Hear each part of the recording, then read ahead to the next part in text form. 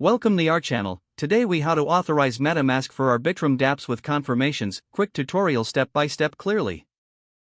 Open your browser and navigate to the Arbitrum dApp you wish to use. Ensure you have the MetaMask extension installed and set up on your browser.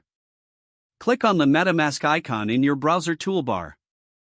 Enter your password to unlock your wallet. Once unlocked, select the appropriate Ethereum network if you haven't already. Switch to the Arbitrum network if you haven't done so. To do this, click on the network dropdown at the top of the MetaMask window. Choose Arbitrum from the list of available networks. If Arbitrum is not listed, you may need to manually add the Arbitrum network by entering the required RPC URL, chain ID, and currency symbol. Now return to the dApp and locate the Connect Wallet button.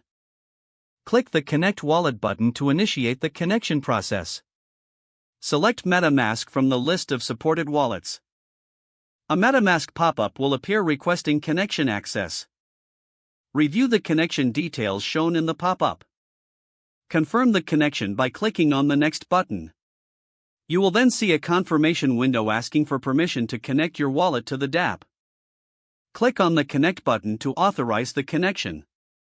After successful authorization, the dApp should refresh and display your wallet information. You are now ready to begin using the Arbitrum dApp with your MetaMask wallet. If the page does not load, refresh the browser or try again in a private or incognito window. Make sure you are using the correct email address, then retype it carefully to avoid small typos.